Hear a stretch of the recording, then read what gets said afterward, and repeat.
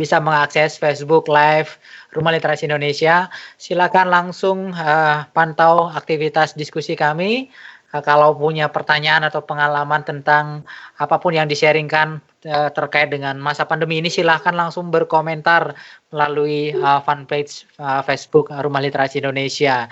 Tentu semakin banyak komentar dan semakin banyak teman-teman juga membantu men-share gitu ya, membagikan ke teman-teman yang lainnya, tentu akan menambah semangat diskusi kita pada malam hari ini, karena memang tema kali ini adalah tema yang menjadi gong ya, menjadi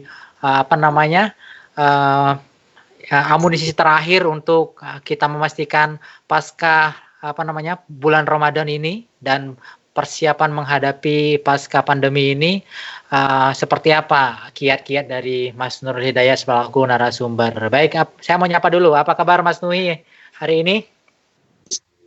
Sehat, alhamdulillah. Sehat ya.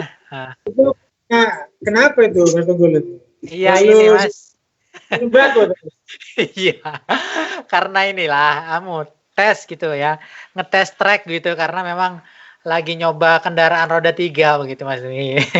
Ya mungkin memang sudah diingatkan bahwa kita perlu istirahat dulu di rumah begitu ya, aktivitas terlalu padat. Seperti Mas Nuhi bilang, bukannya semakin kita menjadi kaum rebahan ternyata di masa pandemi ini atau di masa pandemi ini, tetapi justru aktivitas ini disibukkan setiap hari begitu Mas Nuhi. Saya nggak tahu apa energi yang membuat saya menjadi sibuk seperti ini ya, baik diskusi online maupun aktivitas bersentuhan langsung bersama teman-teman relawan begitu. Tetapi yang jelas ini semua kehendaknya begitu ya. Ya seperti judulnya kun fayakun, kalau Allah berkehendak maka ini akan terjadi begitu.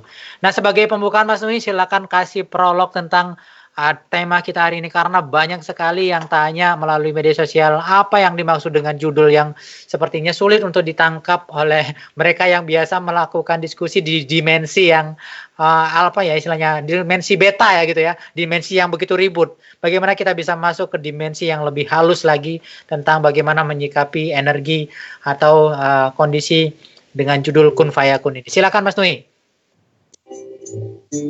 Ya baik, terima kasih Mas Tunggul ya. Untuk teman-teman semuanya yang lagi memantau fanpage-nya Rumah Literasi Indonesia, saya ucapkan untuk tetap semangat menunaikan ibadah Ramadan ya. Ini saya kira adalah segmen terakhir dalam arti 1/3 yang terakhir dari bulan Ramadan. Mudah-mudahan justru bertambah semangat. Terlepas dari pilihan ibadah kita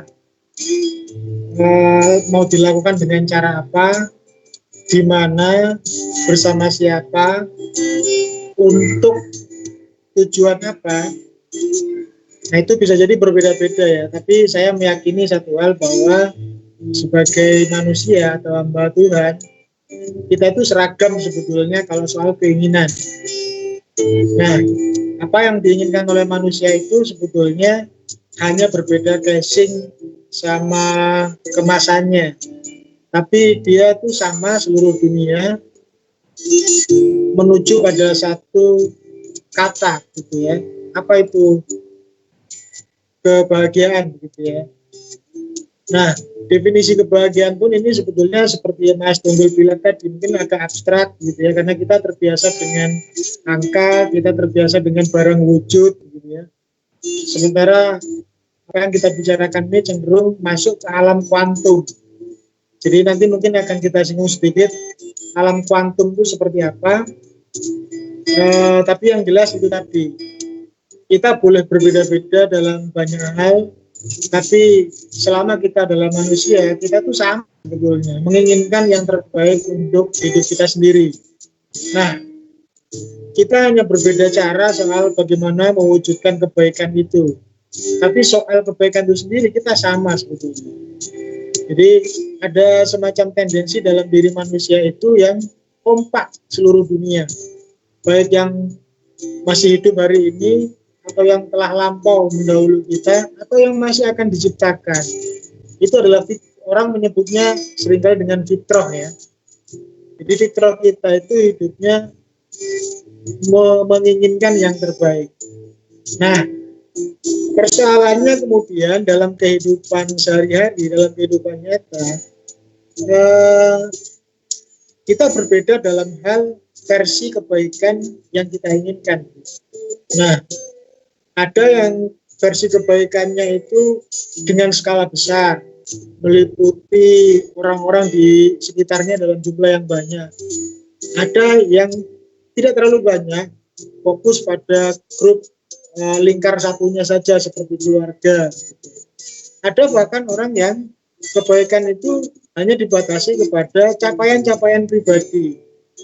Nah, hanya itu sebetulnya bedanya. Tapi kesemuanya itu menginginkan yang terbaik untuk kehidupan mereka, gitu, baik secara individual maupun kolektif. Nah, apa yang kemudian menarik dari sini adalah perbedaan level kebaikan itu mengakibatkan cara yang ditempuh untuk mewujudkan kebaikan itu juga berbeda-beda. Nah, karena caranya berbeda, maka hasilnya juga berbeda sesuai dengan batasan yang dia setting sendiri begitu. Nah, maka kemudian ada konstanta atau variabel waktu di situ yang juga kadang bagi semua orang, bagi banyak orang itu misterius. Selain orang berbeda level kebaikan yang diinginkan, orang juga berbeda pada masa yang dibutuhkan untuk mencapai kebaikan itu sendiri.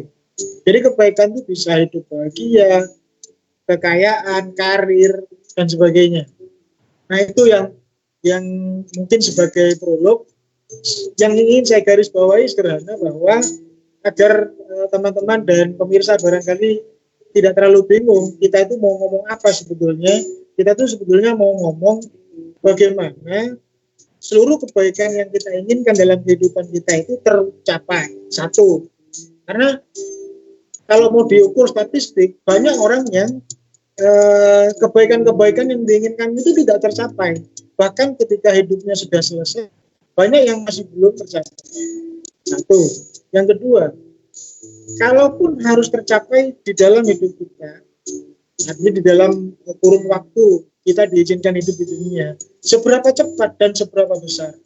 Nah, itu kita akan coba bahas secara teknis nanti di sini, Mas Tunggul. Tapi yang ingin saya katakan bahwa kita yang berkumpul hari ini, walaupun secara online, adalah orang-orang yang berusaha untuk masuk kepada track atau jalur yang sesungguhnya sebagai manusia. Mudah-mudahan Anda semua terundang oleh vibrasi yang kita setel dari awal, ya, bahwa yang berkumpul dalam forum ini, baik yang sudah menunggu atau yang sedang mau join, atau yang mungkin nunggu offline-nya karena sekarang sudah sibuk, adalah orang-orang yang tertarik vibrasinya, tertarik pada satu komitmen yang sama tentang keinginan untuk mewujudkan kebaikan pada hidup kita masing-masing. Kira-kira begitu, Mas Unggul, abstraksinya. Ya, baik Mas Nuhi. Yang jelas itu gambaran masih bungkusnya begitu ya, tetapi lebih esensi lagi kita akan coba bahas karena ada beberapa pertanyaan yang menjadi titipan juga dari pemirsa di luar sana begitu ya. Karena memang kita kan sedang dalam kondisi pandemi begitu, karena memang situasinya yang mengharuskan kita harus tetap berada dalam kondisi yang penuh dengan adaptasi gitu ya, penuh dengan kewaspadaan. Tapi di satu sisi juga kita perlu bisa memprediksi masa depan begitu ya. Dan pengalaman-pengalaman masa lampau tentang bagaimana manusia itu sebenarnya bisa berhadapan dengan wabah yang begitu dahsyat ini sebenarnya bisa jadi kunci kita untuk mengakses kembali data-data tersebut melalui banyak hal gitu ya, baik melalui jalur belajar, kemudian dengan belajar tentang berbagai hal tentunya begitu ya, dan berbagai dimensi begitu. Dan ini juga mengingatkan kita bahwa manusia seharusnya penuh dengan semangat jiwa pembelajar itu, sehingga dalam menyikapi masalah apapun dia siap begitu ya, direncanakan dengan baik begitu. Dan bagaimana melihat Mas Nuhi melihat kondisi seperti ini, di mana saya tahu bahwa pemerintah juga bingung begitu ya, tidak mampu memberikan suasana yang menenangkan begitu ya, karena yang dilakukan adalah sekali lagi yang di 4 episode yang sudah kita bahas juga tentang bagaimana upaya-upaya tersebut hanya dari sisi urusan tubuh secara fisik begitu ya. urusan ekonomi, urusan lain sebagainya, tetapi dimensi yang lebih sebenarnya memberikan powerful gitu ya. Ada sebuah apa namanya inti dari sebuah energi itu yang bisa membuat perubahan yang begitu besar dan signifikan itu jarang sekali dibicarakan begitu. Lalu bagaimana Mas Nuhi melihat hal tersebut, Mas Nuhi? Silakan. Baik, ya tentu tema kita itu masih dalam koridor corona ya. Tentu ada sangkut pautnya juga dengan momentum yang secara bersamaan kita mengalami ini di Ramadan. Saya tidak akan berbicara ala motivator seperti Mario Teguh atau yang lain ya nanti ya.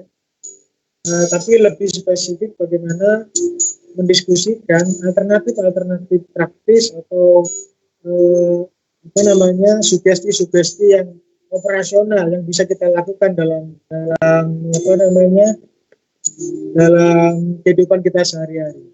Kadang ketika orang mendengarkan satu talk show atau siaran tentang motivasi, orang cenderung akan berpikir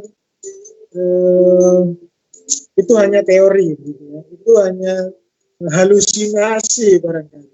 Walaupun saya bukan anggota kehormatan dari Sunda Empire, tapi saya tidak setuju juga dengan orang yang mengatakan bahwa motivasi itu identik dengan ngomong kosong dan sebagainya. Kenapa? Karena begini, salah satu tradisi berpikir di kalangan ilmuwan itu, salah satu mazhabnya adalah mazhab Hegelian. Jadi Hegel itu dia populer dengan satu apa namanya gagasannya tentang dialektika. Di dialektika itu adalah perubahan di dalam kehidupan manusia dan masyarakat itu diawali dari kontradiksi pikiran dengan pikiran yang lain. Ya. Lalu dilanjutkan tradisi ini oleh Feuerbach dan dilanjutkan lagi oleh Marx sampai pada titik diskursus tentang dialektika materialisme. Apa itu dialektika? Adalah semuanya yang merealitas hari ini itu sebetulnya berangkat dari pikiran. Jadi filsafat idealismenya Hegel ini barangkali lebih banyak dirujuk oleh para motivator ya. Kita barangkali sudah terlalu terbiasa dalam kehidupan kita sehari-hari itu yang disebut nyata adalah yang tampak oleh mata. Misalnya buah, meja, gunung dan sebagainya. Padahal kalau kita melihat secara utuh yang disebut realitas itu ada layernya, ada lapisan-lapisannya. Nah, yang tertangkap oleh mata ini adalah hanya lapisan luar dari realitas. Kira-kira begitu.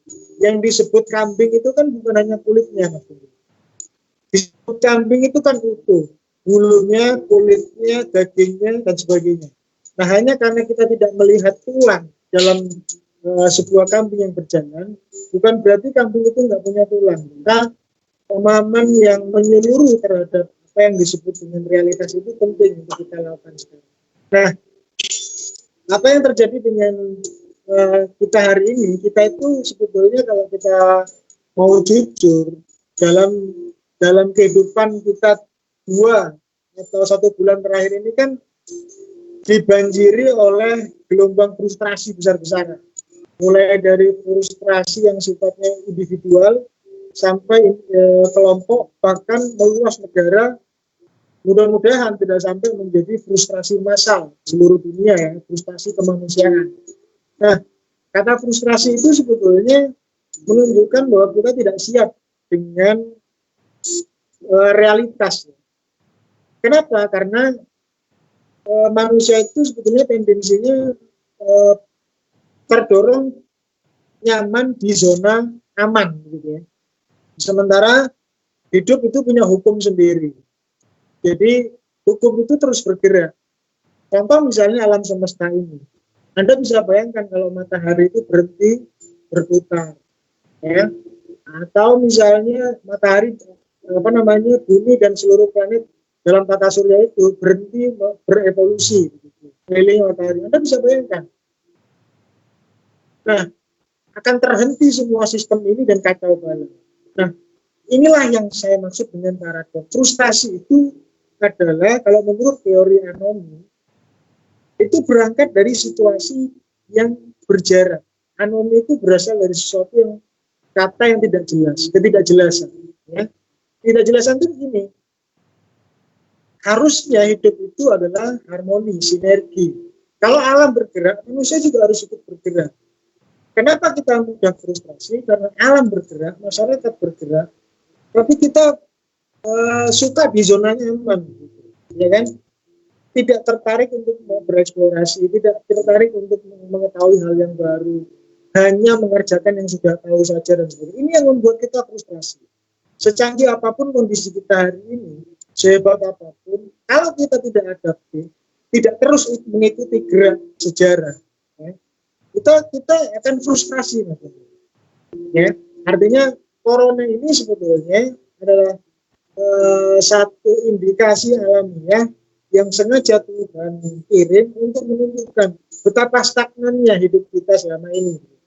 Ya, sebagian besar dari kita itu, termasuk negara-negara berkembang, adalah betapa stagnannya cara kita mengelola dan mengorganisir hidup kita selama ini. Itu yang membuat frustrasi. Jadi frustrasi itu hubungannya adalah dengan kebiasaan tidak produktif, selalu suka di zona aman, tidak mau mengikuti gerak sejarah. Makanya semakin Anda terhenti, semakin Anda tidak mengikuti, ya Anda akan semakin tinggi tingkat frustrasi. Anda bisa bayangkan, virus saja bermutasi, sementara kita tetap di zaman nenek moyang kita. Nah, itu contoh misalnya di dalam satu fenomena pendidikan. Mas Tunggul dan teman-teman mungkin sudah sering mendengarkan diskursus ini, ya. Anda bisa bayangkan bagaimana alat teknologi komunikasi itu melakukan evolusi besar-besaran. Ya kan? Perbedaan HP 10 tahun yang lalu dengan HP hari ini, ya kan? Itu bedanya sangat jauh. Tapi Anda bisa bayangkan kelas-kelas SD 100 tahun yang lalu dengan hari ini tidak jauh berbeda. Itulah kenapa kemudian SDM kita nggak pernah bisa bersaing secara global. Kenapa kemudian kita selalu menjadi bangsa yang objek, bangsa yang dijadikan kelinci percobaan oleh bangsa lain? Ya karena itu tadi, sementara hidup itu bergerak, orang lain bergerak, kita nyaman dengan suasana lama. Jadi kita itu para pendukung status quo. Wajar saja kalau kita itu selalu menjadi objek penderita. Maka corona ini adalah satu petunjuk menurut saya. Banyak orang mengatakan ini musibah, tapi menurut saya adalah petunjuk. Dia musibah dalam satu sisi sekaligus petunjuk. Petunjuk bahwa selama ini kita harus dicambuk untuk bangkit dari, mungkin ada yang tidur, ada yang duduk, atau sekedar berdiri tapi nggak bergerak. Kita harus ikuti sirkulasi peredaran tata surya ini. Kita kalau mengacu kepada kuantum itu kan cara berpikirnya begitu. Alam punya hukum yang sudah ditetapkan oleh Tuhan terus bergerak. Air punya molekul yang dia dinamis. Sementara manusia memilih untuk tetap dan stagnan. Disitulah kunci frustrasinya. Baik dalam skala individu, kelompok, keluarga, masyarakat, bahkan negara. Kenapa Indonesia frustrasi menghadapi corona? Ya kan? Ya karena dia stagnan selama ini. Sukanya ngutang, sukanya narik pajak, tidak ada inovasi. Kalaupun ada, gapnya terlalu tinggi.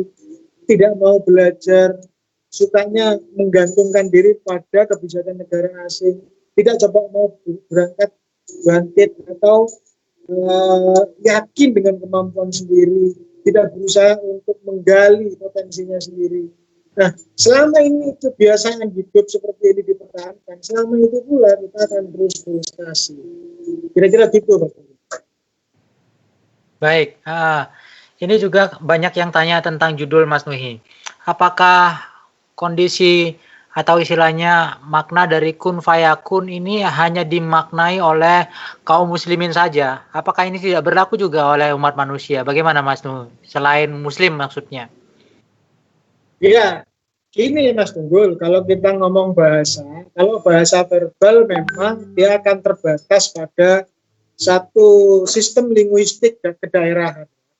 Nah, tapi kalau kita ngomong artinya, kita ngomong maknanya, saya kira kita hanya berbeda level makna dalam pikiran dan kesadaran kita itu menuju kepada sebuah benda putih yang enak kalau diemplok, kan begitu.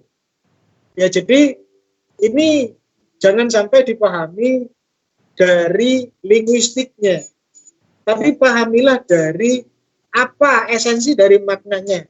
Jadi kun fayakun ini memang bahasa Arab.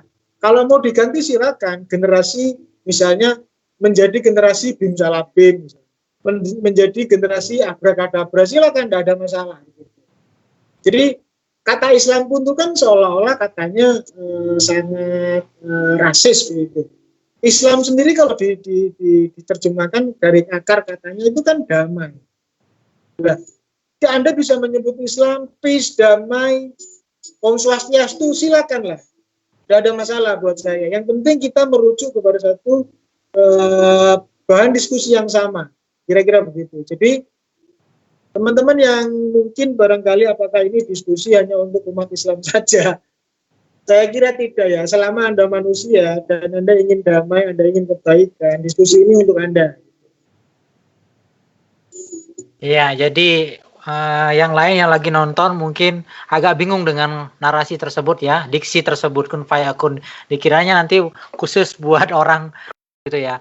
Karena kalau saya lihat juga semua orang kalau ditanya apa sih sebenarnya yang mau dicari di kehidupan ini, pasti jawaban ujung-ujungnya ya memang ada yang bicara tentang saya mau bangun rumah tangga, beli mobil, punya rumah dan sebagainya. Tetapi dari hal yang disebutkan itu yang terminologi yang paling bisa dianggap hampir seluruhnya sama itu adalah mencari kebahagiaan. Nah, tapi dalam proses menemukan kebahagiaan itu kita perlu ngomong tentang alat ya atau support system begitu Mas Nui. Kira-kira bagaimana support system dari variabel agar kita bisa memenuhi makom kun fayakun ini tadi atau istilahnya supaya bim salabim itu jadi begitu Mas Nui. Silakan. Ya baik, ini ya Kamil ya. Sekarang kita masuk kepada hal yang material, jadi penjelasannya lebih operasional. Tapi kita sepakat dulu bahwa yang berkumpul hari ini yang nonton adalah orang yang adalah manusia ya, bukan makhluk yang lain seperti batu, hutan atau air ya. Harus manusia dulu. Yang kedua, dia adalah manusia yang sadar bahwa dia punya kehendak, punya pilihan, dan kalau ditanya tidak ada orang yang tidak memilih yang bukan yang terbaik untuk diri.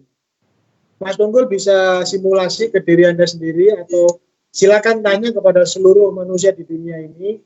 Ketika ditanya apa yang Anda inginkan sebagai seorang manusia, pasti jawabannya yang terbaik. Ya, nah, kehidupan yang terbaik, semuanya yang terbaik, kesehatan yang terbaik dan sebagainya. Nah, itu dulu. Dua itu pertama manusia. Yang kedua adalah menginginkan sebuah kebaikan dalam hidupnya. Sekarang diskusinya mengarah kepada lebih operasional. Kebaikan itu seberapa besar? Apa terbatas untuk diri sendiri, keluarga, masyarakat, atau banyak orang? Itu yang akan kita bahas di segmen berikutnya. Yang kedua, seberapa cepat kebaikan itu akan datang pada hidup kita? Mau 1 tahun, 2 tahun, atau tidak jelas sampai hidup ini berakhir? Hidup kita, kira-kira begitu.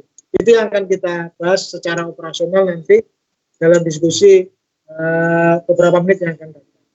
Jadi tentu yang dibutuhkan adalah betul semua yang disebut dengan impian atau tujuan atau cita-cita butuh sarana untuk mencapainya. Maka hukum keadilan itu akan bekerja. Anda kalau misalnya ingin mengumpulkan uang 1 juta dalam sehari, itu berbeda dengan mengumpulkan uang 10.000 sehari. Kan? Pertama beda alatnya, yang kedua beda. Ya karena waktunya ditarget sama, 10.000 dan 1 juta dalam 1 hari. Nah itu pasti perbedaannya adalah karena waktunya sama, tapi hasilnya atau targetnya berbeda, maka caranya harus berbeda. Nah di situ kita akan bicara. Cara yang bagaimana sih yang efektif, waktunya nggak lama, tapi hasilnya besar. Kan itu kan intinya. Nah, maka menurut saya adalah mari kita diskusi tentang bagaimana caranya. Nah, itulah yang disebut dengan infrastruktur rezeki ya, kalau dalam bahasanya Mardiku. atau disebut dengan instrumen kesuksesan kalau menurut Sandra Taylor ya, atau dengan sirkuit keberhasilan kalau menurut RB Sentano. Jadi sirkuit macam apa sebetulnya yang kita mau setting untuk mempercepat masa depan yang kita inginkan. Instrumen macam apa yang harus kita set up untuk mencapai target-target itu dalam waktu dekat dan hasil yang maksimal, kira-kira begitu. Nah, secara teori banyak ya, tapi kalau kita mau jujur sebetulnya semua ingin cepat, semua ingin efisien, semua ingin hasil yang terbesar. Itu sudah fitrah manusia ya. Jadi sama seperti logika dagang. Kita itu semuanya adalah sebagai pembeli. Pembeli itu selalu ingin timbangan yang paling berat, kualitas yang paling bagus, dan harga semurah-murahnya. Iya apa enggak? Nah, tidak ada masalah. Itu semua adalah fitrah. Disitulah nanti proses tawar-menawar itu akan terjadi. Tapi jangan lupa, selain kita adalah sebagai pembeli, anggap saja kita adalah pembeli cita-cita. Maka siapa pedagangnya? Pedagangnya adalah alam semesta. Alam semesta itu ada yang menyebutnya adalah universe, ada yang menyebutnya Tuhan, ada yang menyebutnya macam-macam lah. Nah, kita sebetulnya ini dalam arti berdagang. Nah, dalam proses berdagang, itu prinsip yang harus dipegang adalah prinsip keadilan. Jangan sampai ada yang rugi di situ. Kita aja nggak mau rugi, ya kan? Sebagai pembeli, sebagai orang yang punya kebutuhan, sebagai buyer, kita nggak mau rugi. Apalagi pedagangnya, yang memang dari awal dia itu kepingin ada profit.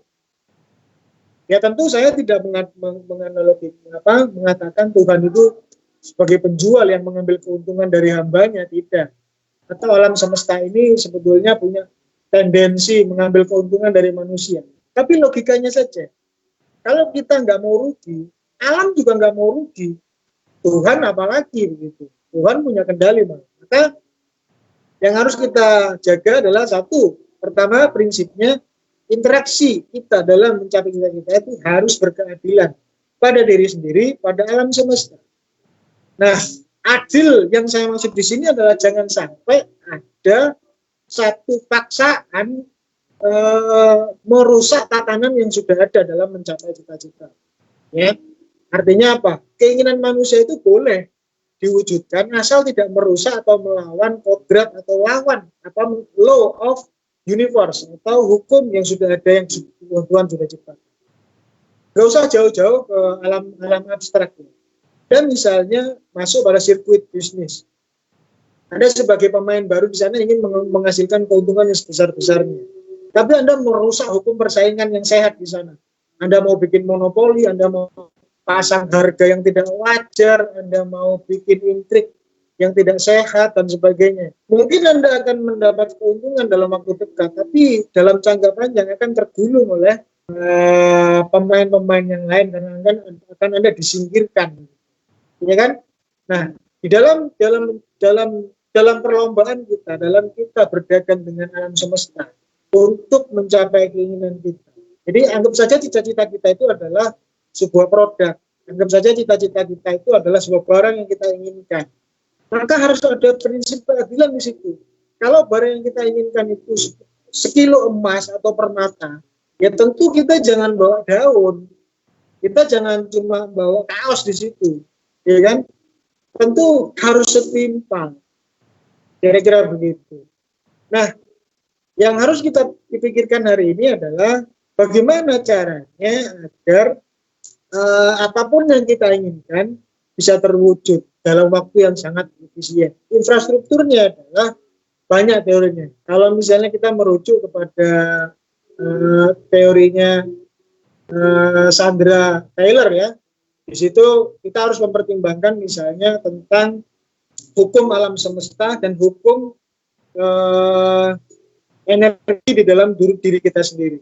Ya, jadi ada dua pihak di sini, alam semesta dan diri kita sebagai agen, sebagai personal, sebagai subjek dagang, sebagai pembeli. Ya, Intinya adalah jangan merusak tatanan kalau misalnya mau untungnya besar. Kalau misalnya keinginannya mau tercapai, jangan melawan hukum yang sudah ada. Hukum yang sudah ada itu apa? Jadi kalau mau saya bikin sederhana, kita itu hanya dua hal sebetulnya yang harus kita perhatikan. Pertama adalah tentang hukum energi dan hukum kesadaran. Ya kan? Pertama harus disadari bahwa realitas itu adalah tentang energi. Apa yang tampak hari ini sebetulnya hanya bagian luarnya. Di dalam lapisan realitas itu paling kecilnya adalah apa yang disebut dengan cita-cita.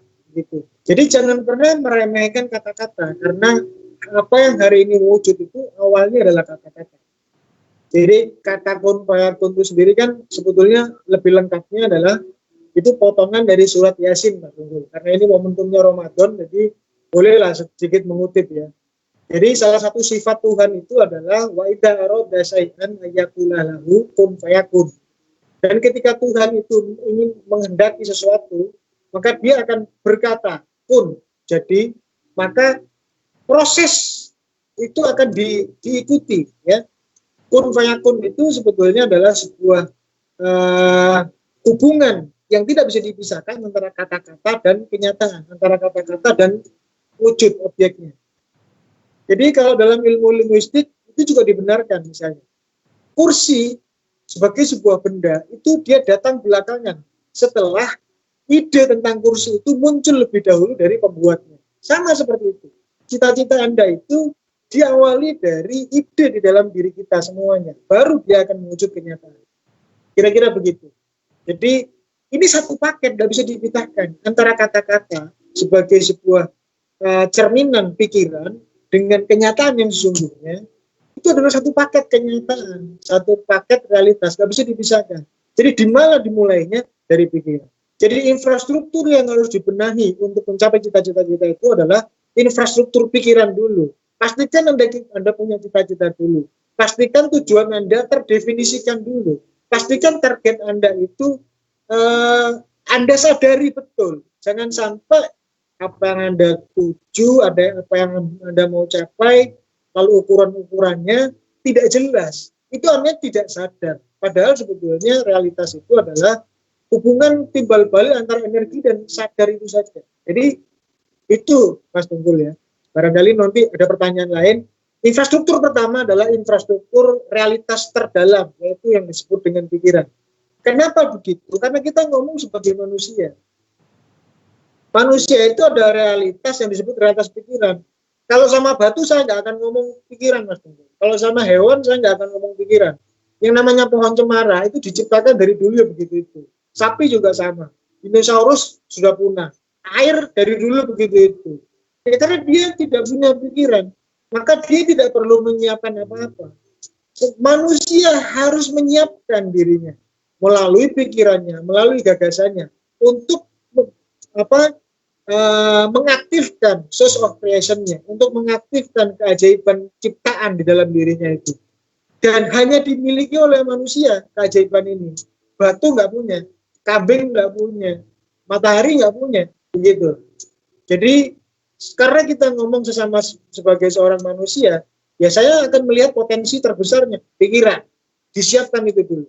Definisikan tujuannya, lalu sadari tujuannya, lalu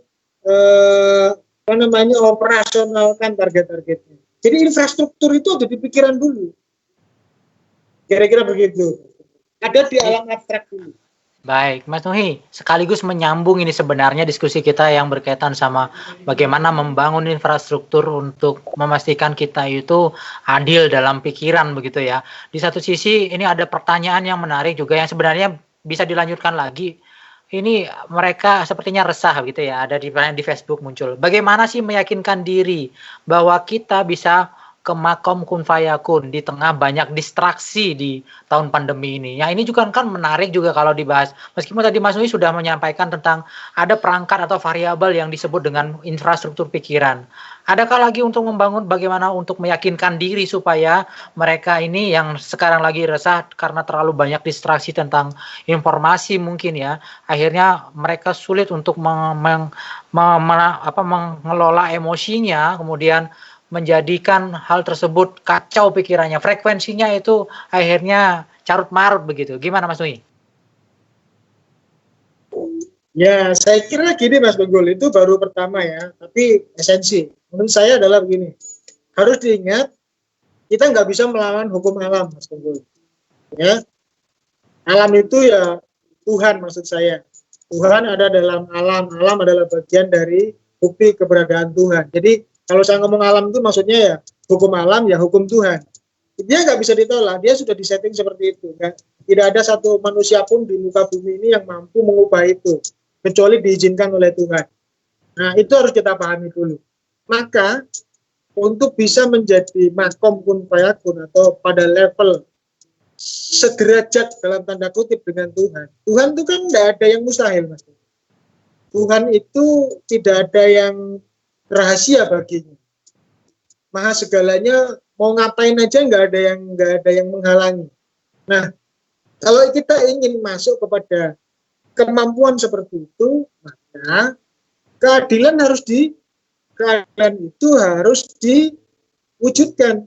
Kita harus juga adil pada diri sendiri. Apakah kebiasaan-kebiasaan kita selama ini sudah sesuai dengan hukum alam? Kebiasaan-kebiasaan kita apakah sudah sinergi atau harmoni dengan perintah-perintah Tuhan? Jadi perintah Tuhan itu perintah tentang kebaikan, kerja keras, dan sebagainya. Jadi sebetulnya sederhana. Jangan dianggap ini sebuah ramalan gitu ya, atau sebuah sesuatu yang sifatnya teka-teki gitu ya. Kun fayakun itu real, sama dengan matematika, 1 tambah 1 2. Jadi pelajari hukum-hukumnya ya. Hukum kalau menurut Sandra Taylor itu ada 7 ya, mulai dari hukum manifestasi, hukum daya tarik, hukum kemurnian kehendak ya, ada hukum konflik perasaan dan sebagainya, sampai hukum tentang bagaimana dampak dari sebuah tindakan. Jadi ini semua hukumnya sudah berjalan sejak manusia belum diciptakan. Hukum-hukum itu sudah ada.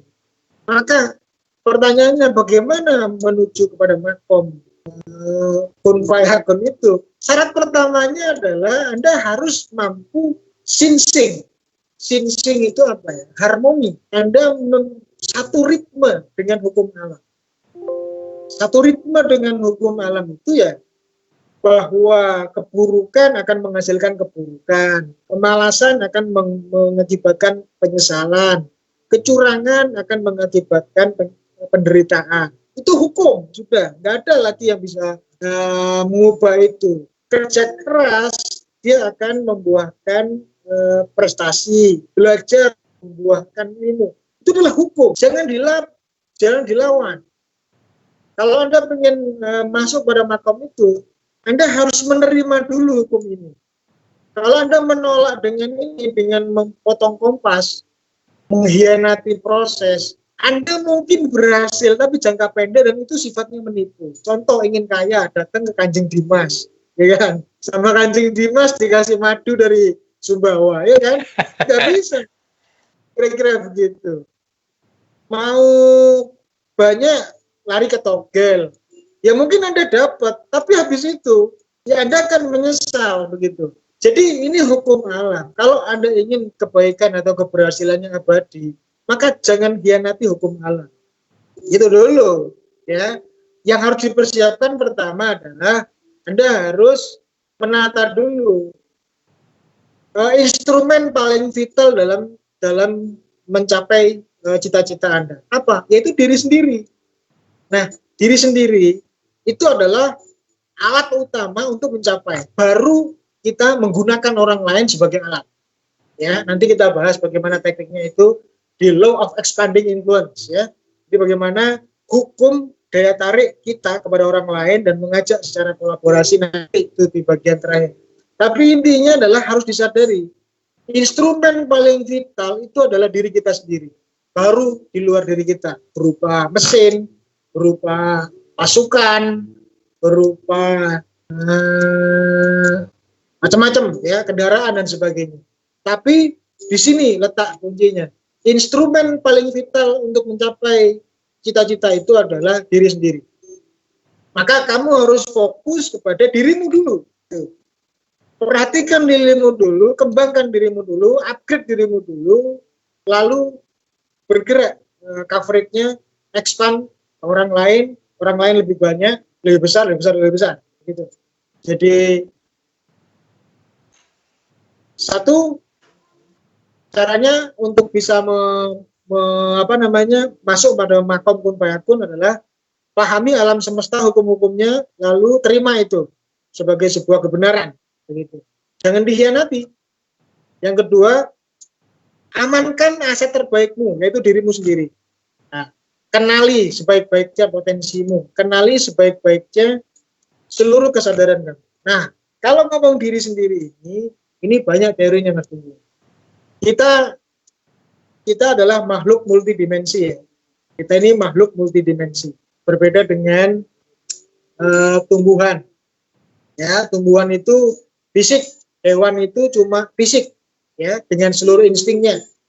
Kita selain fisik dengan seluruh simptom jasmaninya ya, maka kita juga punya apa yang disebut dengan peradaban. Nah, di dalam peradaban itu prosesnya adalah mengaktifasi pikiran.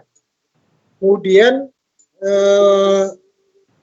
di situ selain mengaktifkan pikiran, kita membutuhkan investasi emosi.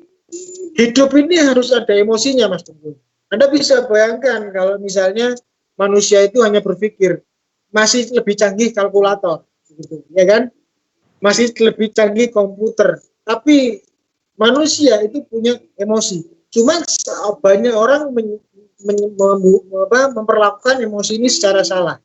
Jadi emosi yang harusnya sebuah investasi energi untuk membuat Anda semangat, tapi digunakan untuk bermanja-manja. Jadi energi yang disebut emosi ini adalah melengkapi, adalah energi booster untuk pikiran kita. Agar dalam proses mewujudkan cita-cita itu, kita lebih bersemangat, antusias. Kita tahu bahwa misalnya kaya itu enak, artinya kaya itu menyenangkan. Oke, itu pikiran kita. Tapi kalau kita nggak suka, buat apa? Gitu. Nah, maka mencintai pekerjaan itu adalah contoh bagaimana menginvestasikan emosi secara benar kepada proses-proses kita mewujudkan keinginan atau cita-cita itu. Ya, yang terakhir adalah kesadaran, Mas Tunggu. Kesadaran itu begini. Kalau pikiran itu bisa berubah, emosi itu apalagi bisa berubah. Kalau pikiran itu kan sebetulnya dia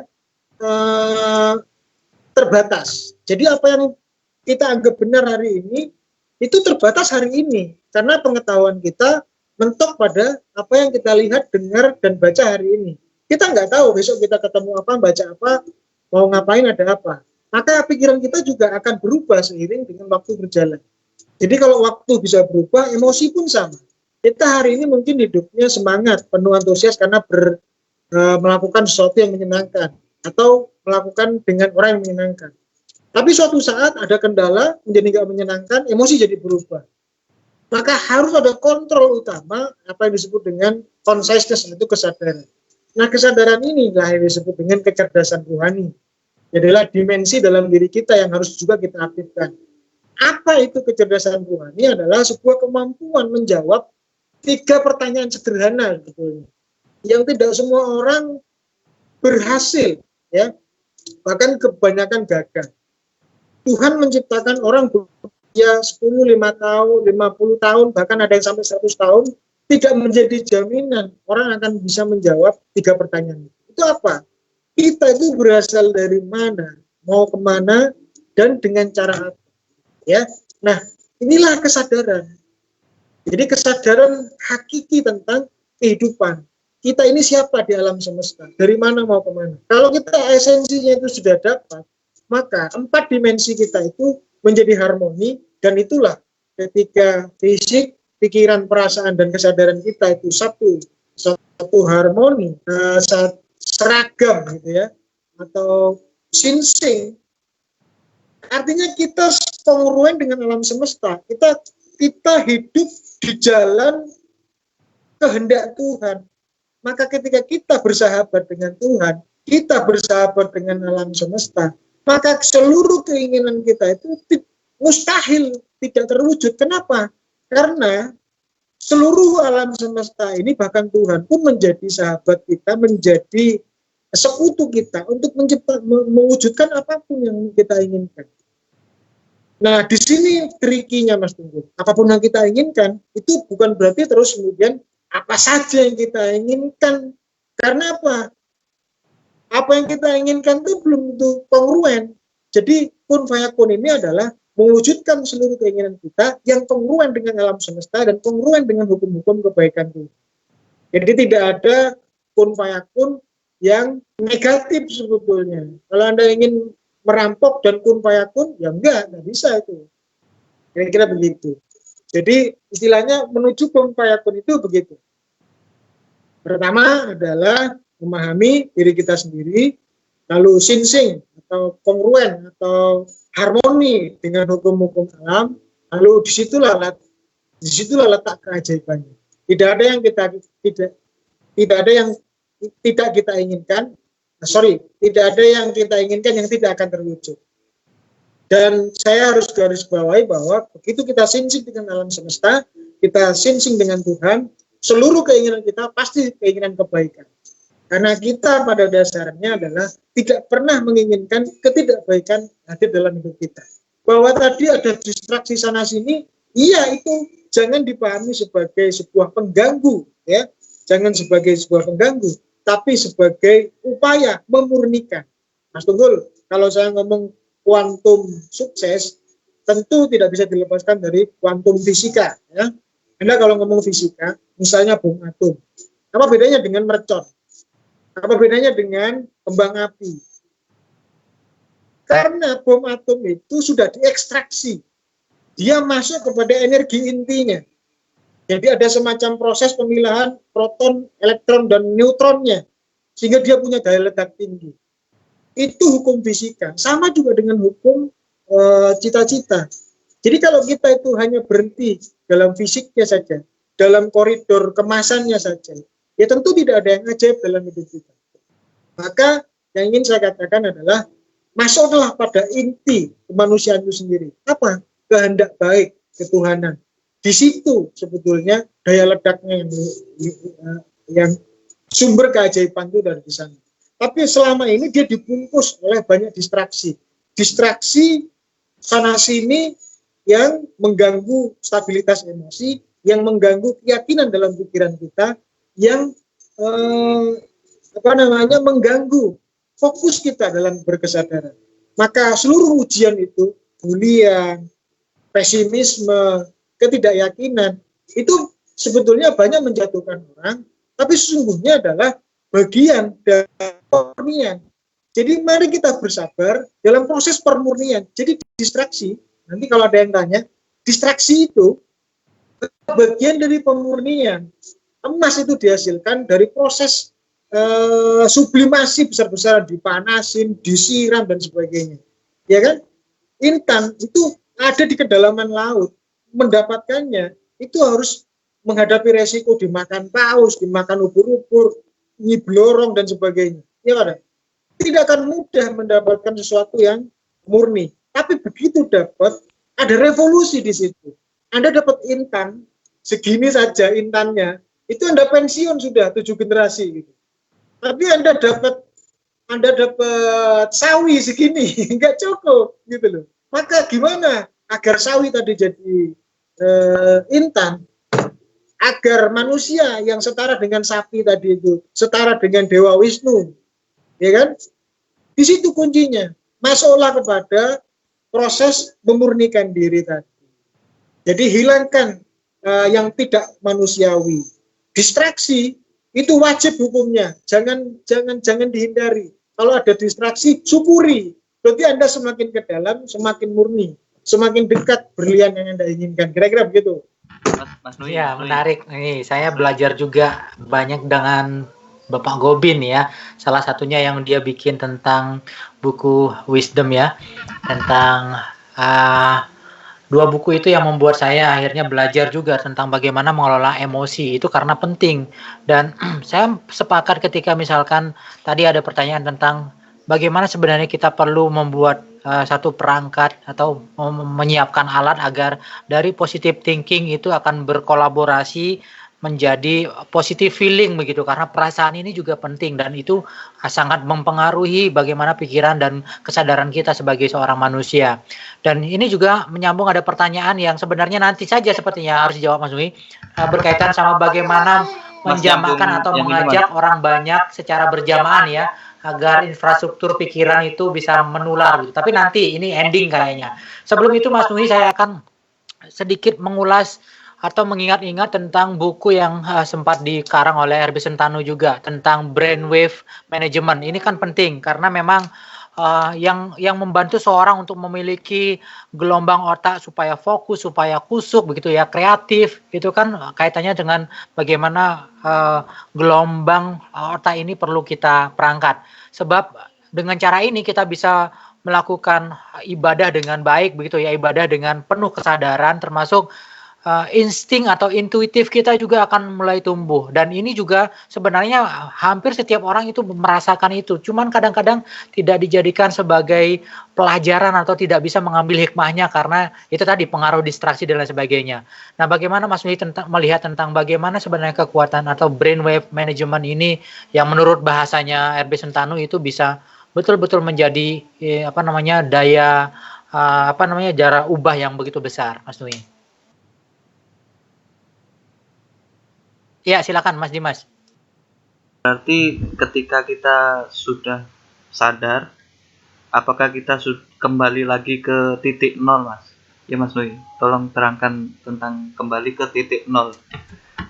Ya, silakan Mas Nui. Ini menarik pertanyaannya ya. Dan 1 jam lebih sudah sepertinya kita diskusi, tetapi tidak terasa. Silakan Mas Nui. Ya, jadi brainwave itu mungkin penjelasan akademisnya itu cukup panjang kalau mau dieksplorasi. Tapi intinya gini, kita main analogi saja ya. Yang namanya gelombang itu kan sebuah hukum alam ya. Baik gelombang energi maupun gelombang suara maupun gelombang-gelombang yang lain. Kita pakai analogi radio, Mas. Kita sering ngomong dalam diskusi-diskusi itu adalah tentang gelombang frekuensi. Nah, otak kita itu sebetulnya lebih kuat daya pancarnya. Jadi broadcasting energinya itu lebih kuat daripada antena pemancar radio ya. Jadi mari kita gunakan ini saja. Jadi brainwave management, apa yang harus di-manage? Agar kita terhubung dengan orang yang benar, terhubung dengan instrumen yang benar, lalu terhubung dengan cita-cita yang benar. Jadi begini, kalau dalam radio itu kan ada 2 instrumen utama, pemancar dan receiver ya. Radio di rumah kita itu adalah receiver. Sementara yang dipasang tinggi menjulang di stasiun radio itu adalah antena pemancar. Kita misalnya mengenal dengan bagian-bagian jenis frekuensi ya, ada AM, ada FM ya. Nah, analoginya seperti ini Mas. Walaupun rumah kita ada di belakangnya stasiun radio, sementara radio itu adalah frekuensinya lewat jalur FM, tapi radio di rumah kita di setel AM, meskipun sampai dekat salaman sama penyiarnya, Anda nggak akan dengar gitu, iya kan? Tapi meskipun Anda berjarak berkilo-kilometer, asalkan tuning, gitu ya, asalkan tuning, FM ketemu FM, maka komunikasi akan berjalan. Maka proses kolaborasi kerjasama akan berhasil. Kira-kira begitu. Nah, brainwave itu begitu cara kerjanya. Maka pertama, hukumnya adalah Anda akan bertemu dengan yang sesama. Ya.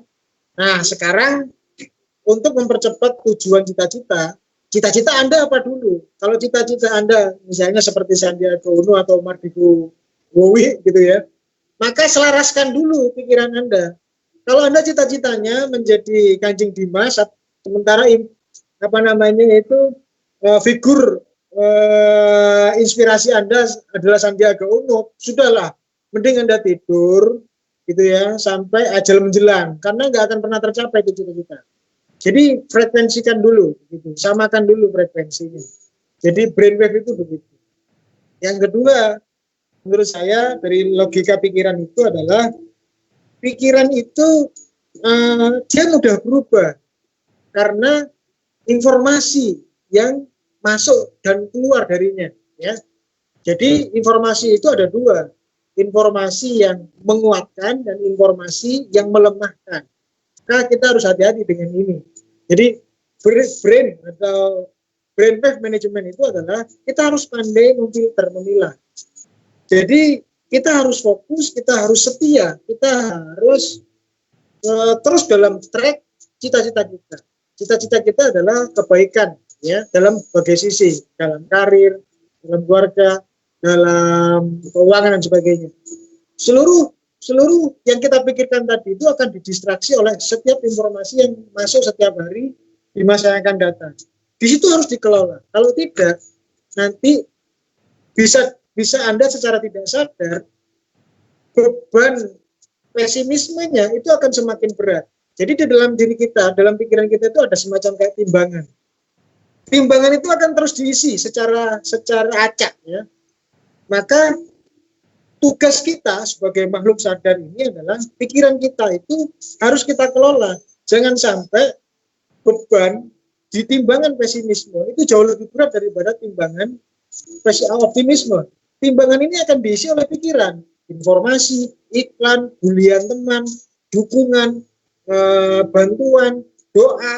Nah, harusnya kita lebih banyak membuka timbangan sebelah kanan, doa, dukungan, optimisme, semangat, inspirasi, itu yang harus kita masukkan.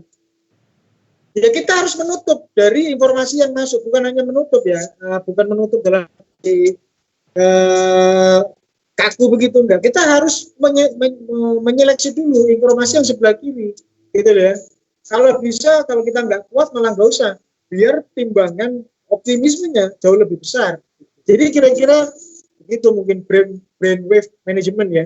Jadi karena gelombang otak itu bisa mengecil dan membesar, maka kita harus mempertahankan itu besar, satu. Tapi gelombang itu besar untuk apa? Karena gelombang itu netral, Mas Nurul. Kalau gelombang positivismenya yang besar itu bagus, tapi kalau gelombang negatifnya yang lebih besar, pesimisme yang lebih besar, itu bahaya malah mengelola optimisme, timbangan optimisme pesimismenya ini artinya secara fundamental mengelola informasi, ya. Nah, mengelola informasi ini artinya yang kedua, yang ketiga adalah kita harus punya ukuran tentang informasi yang bermanfaat untuk kita. Kalau kita nggak punya ukuran tentang apa yang bermanfaat untuk diri kita, semua informasi akan masuk, ini akan acak. Dan di dunia ini lebih banyak informasi masuk itu yang jelek, yang akan menghambat cita-cita kita. Iya kan? Nah, jadi itu tahapannya menurut saya. Jadi mengelola timbangan frekuensi gelombang adalah mengelola informasi. Dua. Yang ketiga, mengelola informasi harus dengan standar. Kita harus punya standar dulu apa yang baik, informasi yang baik untuk diri kita. Kalau tidak, ya kita nggak akan pernah tahu timbangan mana yang diisi, sebelah kanan atau sebelah kiri. Maka satu-satunya ukuran adalah diri kita sendiri. Kita harus tahu apa yang baik buat diri kita. Masa ada tua nggak tahu, gitu, ya kan? Nah, mungkin ada khilafnya dalam proses perjalanan mencapai cita-cita. Tidak ada masalah, itu pengalaman. Jadi jangan diulangi, kira-kira begitu. Di dalam proses kita mengalami itu, bereksperience itu, ada pelajaran. Jangan masuk kepada lubang yang sama 2 kali. Kalau pernah gagal, jangan diulangi. Kalau pernah tidak berhasil, jangan lewat jalan yang sama. Coba yang lain, coba yang lain. Kira-kira begitu. Jadi 3 itu, brainwave management. Lalu, baik, Mas Dimas tadi Mas kaitannya dengan kesadaran itu, ketika sudah dalam posisi sadar, apakah kita berada pada titik nol dan harus mengakses itu, apakah sudah finish begitu mengaksesnya? Sepertinya gitu yang saya tangkap. Ya, ini agak bahaya memang kalau bicara tentang nol itu, ya. Banyak orang mengatakan nol itu tidak ada. Tapi kalau Anda berbicara tentang hukum matematika, justru nol itu adalah angka paling besar, Mas Tunggu. Kalau kita ngomong dengan logika anak SD, angka paling besar itu adalah 9, ya kan? Tapi kalau kita ngomong, angka yang tak terbatas itu mana? Berapa? 0. Jadi Berapapun selain 0 dibagi habis. 1 dibagi 1 habis. 2 dibagi 2 habis. 9 dibagi 9. Berapapun angka yang Anda sebutkan, dibagi angka itu sendiri dia akan habis. Tapi 0, coba bagian. Jadi ini ya. Jadi harus hati-hati memahami ini. 0 itu bukan nggak ada, tapi nggak terbatas gitu ya. Bahaya malah Mas ya, karena nggak terlihat ya. Kawan itu bukan murah, tapi nggak terbayar gitu loh. Bukan karena dia gratisan terus nggak ada harganya, tapi karena dia itu sangat berharga. Gitu ya. Iya, iya. Oke, Mas Dimas. Jadi 0 itu artinya Anda masuk pada level Anda sangat mahal di situ. Nah, sekarang pertanyaannya, mahal itu apa? Gitu. Sekarang saya mau nanya, yang paling mahal dalam diri manusia itu apanya? Beratnya, gagasannya, atau akhlaknya? Ayo wes, sekarang kita ngomong. Pasti orang akan terakhir karakternya yang paling mahal. Jadi orang terakhir itu akan dinilai karakternya. Pikiran itu banyak orang cerdas, tapi gak berguna bagi masyarakat. Gitu. Fisik banyak yang besar, tapi letoy, nggak bisa berproduk. Gitu. Jadi apa yang paling berharga dalam diri manusia adalah kesadarannya. Jadi 0 itu adalah memurnikan kesadaran. Karena kesadaran kita itu nggak murni hari ini. Kakek nonton TV, kakek nonton brosur merek sepeda motor, ya kan? Kakek nonton COVID, ya kan? Kakek lihat sosialisasi dan sebagainya. Jadi kesadaran kita itu jadi nggak murni. Oke, kembalikan ke semurni-murninya kesadaran kita tentang kita. Kita adalah manusia. Kita adalah makhluk terbaik, kita diizinkan Tuhan untuk hidup, kita diberi perangkat yang paling mutakhir, dan kita diberi misi mulia. Itu sadari, kita akan sampai pada titik tentang hakikat kemanusiaan itu mau ngapain gitu. Nah, kalau sudah sampai di situ, disitulah harga termahal manusia itu di situ. Kalau sudah sampai di situ, Anda nggak akan lagi tertarik sama yang negatif. Anda nggak akan lagi tertarik dengan hal-hal yang sifatnya jangka pendek. Anda nggak akan lagi tertarik dengan iming-iming yang beras 30 kilo, minyak bungkusan stiker, itu Anda nggak akan tertarik lagi soal itu. Jadi Anda akan tertarik dengan pikiran-pikiran jangka panjang. Dan ini yang disebut dengan alam akhirat. Bukan alam di luar sana menurut saya. Tapi alam jangka panjang, alam futuristik, alam imajinasi, alam serba kemungkinan. Bukan alam yang terbatas, tapi alam seluruh kemungkinan ada di situ. Orang Jawa menyebutnya suwung, ya, kosong. Orang lagi menyebutnya adalah sadhana, kalau misalnya menurut tradisi yoga. Kondisi di mana kita tidak di mana-mana, tapi bisa kemana-mana. Kondisi di mana kita bukan siapa-siapa, tapi bisa menjadi siapa saja sesuai dengan apa yang kita inginkan.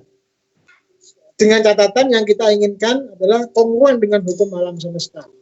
Ya tentu sebagai manusia kita ada stratifikasinya, Mas Teguh. Saya misalnya punya keinginan menyantuni yatim piatu 1000. Mungkin bisa saya wujudkan dengan kondisi saya sekarang 2 tahun yang akan datang. Tapi kalau Sandiaga Uno dengan infrastruktur yang sudah dia punya, sekarang kalau mau 3000 anak yatim disantuni juga bisa. Disitulah bedanya satu sama manusia yang lain. Tapi sama dalam hal keinginan dan fantasinya. Saya kira begitu ya. Maka kita makanya disuruh untuk berlomba-lomba, nastabiqul khairat, untuk satu sama lain membaikkan diri sendiri dan bermanfaat untuk orang lain. Jadi alhamdulillah hukum alam itu adil.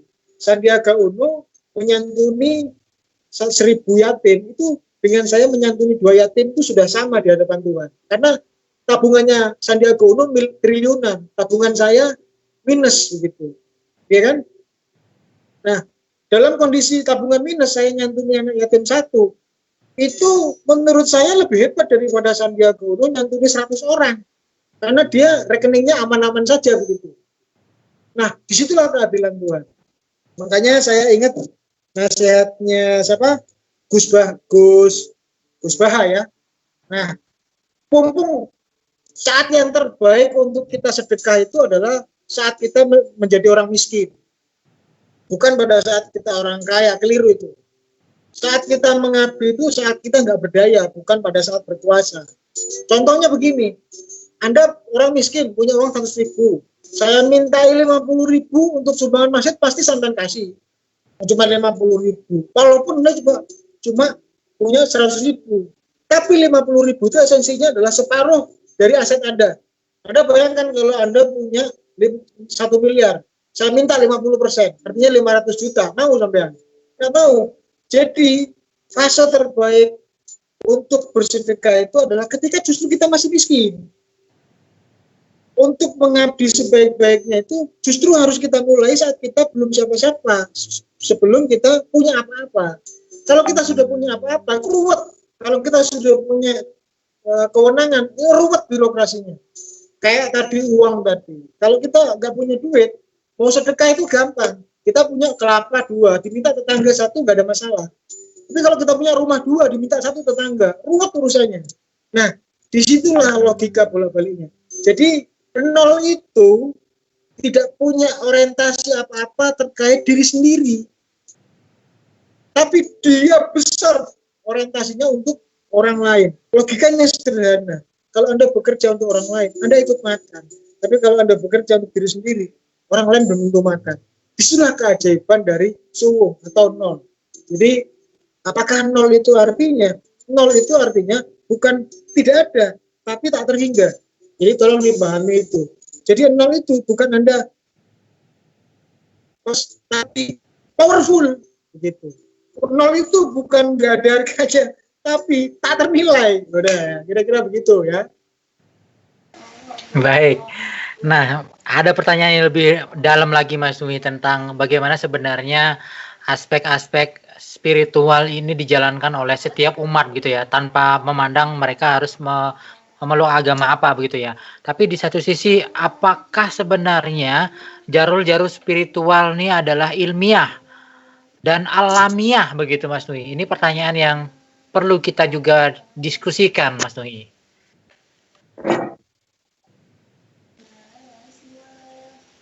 Ya, ini perdebatan menurut saya bagi madhab syariat ya.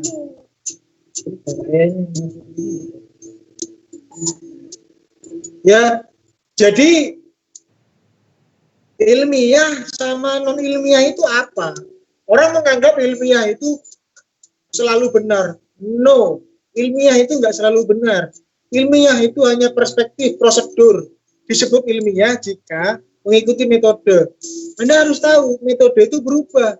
Metode orang mengukur survei dari dulu berkembang. Menguji validitas data itu berkembang. Jadi ilmiah itu bukan kebenaran Mas Tunggul.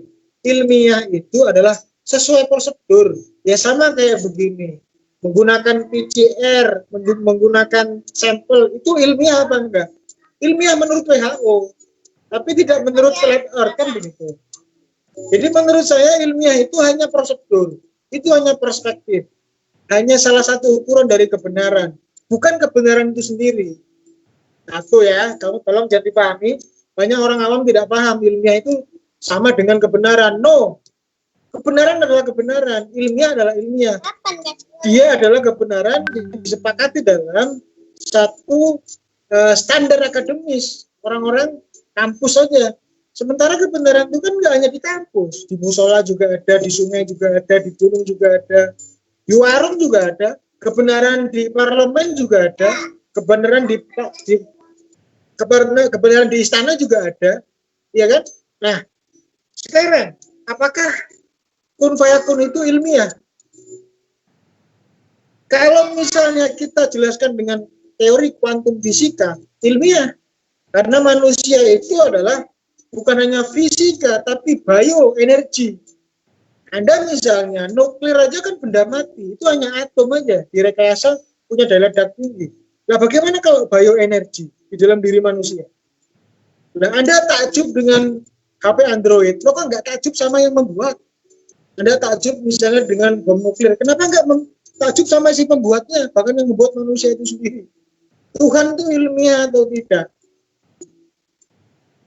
Tidak bisa jelaskan, bukan berarti kita itu nggak ilmiah, terus nggak ada. Ini perdebatannya krusial kalau nggak dipahami. Tuhan nggak bisa dijelaskan. Tuhan hanya bisa dijelaskan oleh dirinya sendiri. Oleh karena itu hanya bisa diyakini. Ya kan? Tapi apakah itu nggak ilmiah, terus dianggap nggak benar? Itu konyol namanya. Kebenaran ada tempatnya sendiri-sendiri. Nah, kun fayakun itu adalah kebenaran ilmiah dengan logika kuantum fisika.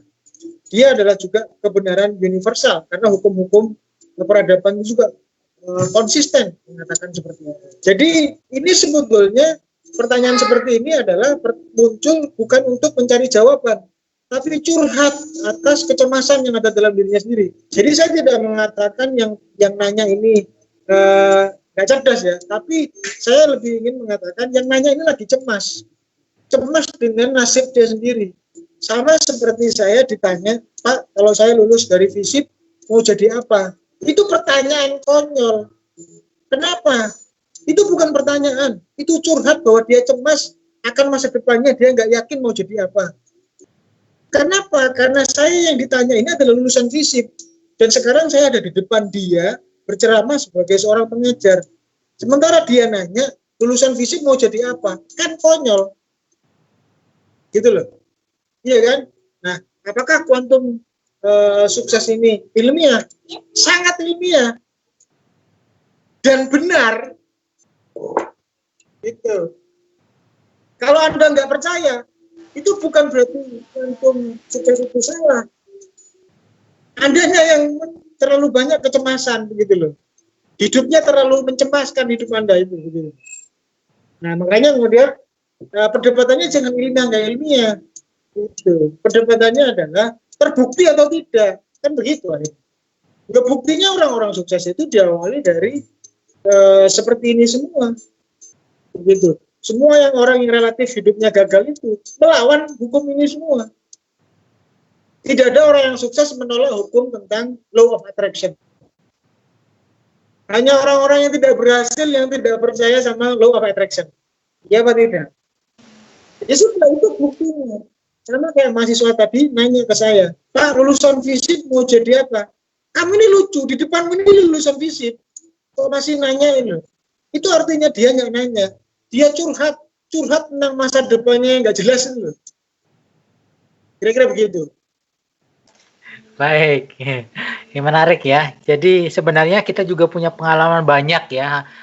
Masing-masing orang punya pernah mengalami peristiwa-peristiwa yang berkaitan sama hal yang spiritual begitu ya. Terutama kalau misalkan ini tadi Mas Nui bilang sudah ditekankan bahwa ini adalah ilmiah dan ini alamiah banget dan itu bisa diukur sebenarnya energi, karena sebenarnya kita itu ada dari ketiadaan kan begitu ya. Awalnya nggak ada semua ini, tetapi karena memang alam itu dinamis begitu ya, sehingga muncullah yang namanya perangkat-perangkat ya kehidupan atau makhluk hidup itu sendiri. Nah, ini sebenarnya memang perlu ya sepakat diskusinya panjang untuk membahas secara teknis bagaimana ini bisa diilmiahkan gitu ya. Bahkan memang sebenarnya sudah banyak buku-buku yang membahas soal itu ya. Termasuk juga kalau misalkan kita juga punya pengalaman bagaimana caranya supaya kita yakin juga dengan apa yang disampaikan bahwa hal yang berkaitan sama spiritual atau ibadah kita sebenarnya itu punya kekuatan yang besar begitu ya. Tetapi seberapa besar iman kita untuk memastikan bahwa apa yang kita punya, perangkat yang hari ini kita punya itu betul-betul bisa mengantar kita dalam menuju sukses. Contohnya sederhana begini, misalkan Mas Nui, saya punya pengalaman dulu waktu SD atau bukan SD sih sebenarnya, sekitar SMP begitu ya. Guru agama saya mengatakan bahwa ayat-ayat Al-Quran itu, kebetulan saya karena muslim ya, mungkin bagi non-muslim mungkin punya cara sendiri untuk beribadah. Nah, kebetulan saya belajar dari seorang guru agama. Pada saat itu, si guru agama itu menjelaskan bahwa ayat Al-Quran itu sebenarnya teknologi yang luar biasa sekali. Ketika memang kita bisa menerapkan dan kita menggunakan metode yang benar gitu ya. Tapi kalau enggak, dia tidak akan berfungsi sebagai kekuatan, tidak akan menghasilkan energi. Ya. Contoh sederhananya begini, misalkan kalau kita ke kuburan begitu ya, atau ke tempat yang angker begitu, Tepat ya, karena kita mau punya modal tuh ayat-ayat Al-Qur'an gitu ya. Dan kita punya bisa baca ayat kursi dan sebagainya. Misalkan kita baca hal itu dan kita ketemu dengan hal-hal yang aneh misalkan di sana karena memang ada energi yang aneh secara gaib di sana. Yang kita punya apa namanya amunisi yang namanya ayat Quran itu. Pertanyaan selanjutnya, siapakah yang duluan lari? Makhluk gaib di hadapan kita atau kita sendiri yang lari? Nah, itu jadi pertanyaan itu. Bagaimana Mas Nuhi menyikapi tentang kondisi sebenarnya apa namanya teknologi Al-Quran atau ibadah siapapun umatnya begitu ya dengan ayat-ayat yang suci ini itu sebenarnya bisa punya daya pengaruh yang besar, Mas Nuhi. Baik Mas Tunggul, ini saya coba menjelaskan operasional ya, karena kalau sudah ditarik ke agama itu biasanya agak abstrak begitu. Orang cenderung untuk susah memahami begitu ya. Karena hanya orang-orang yang diberi petunjuk yang bisa memahami. Nah, simpelnya itu begini. Kebetulan kita kan orang Indonesia, bahasa Indonesia itu cukup memudahkan kita untuk memahami apa yang sampai jelaskan tadi. Tuhan itu kan kalau dibalik hantu. Jadi kalau dibaca cepat berulang kali, kemungkinannya 50-50 memang. Jadi Tuhan tuh. Di suku kata mana ya kita akan berhenti? Anda boleh mulainya dari kata Tuhan. Sebutkan itu berulang-ulang, tapi suku kata terakhir itu yang akan menentukan nasib Anda. Sama seperti ketika Anda berjalan di kegelapan, kemudian muncul fenomena, gitu kan? Begitu muncul fenomena, Anda menyebut kata Tuhan, ya kan? Anda menguatkan diri, mencoba memvibrasi keyakinan bahwa Tuhan. Anda sebut berulang-ulang, tapi yang paling menentukan adalah suku kata terakhirnya. Anda berhenti di kata Han atau di kata Tu. Itulah yang akan mendorong menjadi kenyataan yang akan Anda alami. Kalau Anda berhenti di kata Tuhan, Anda akan di situ, hantunya akan lari. Tapi ketika Anda kata-kata terakhirnya berhenti di suku kata tu, ada yang lari begitu. Iya, Anda. Nah, dalam menyebutkan 100 kali nama Tuhan itu ada gelombang ujian di sana.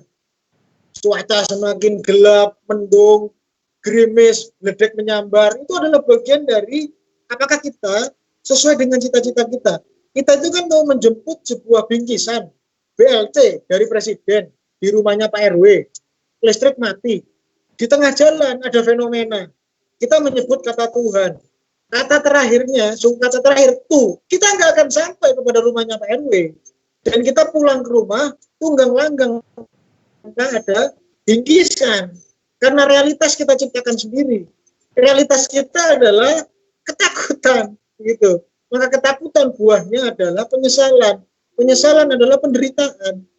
Itu simpelnya begitu ya. Jadi mana yang lebih Anda percayai? Nah, kalau begitu kan subjektif akhirnya hidup ini. No, saya kan bilang tadi realitas itu multidimensi. Jangan melihat yang wujud saja. Kayak sapi, itu jangan hanya dilihat kulitnya. Di dalam kulit itu ada daging. Dalam daging itu ada tulang. Di dalam keseluruhannya itu meliputi sebuah sukma, ya kan? Anggap seperti itu kalau manusia, ya kan?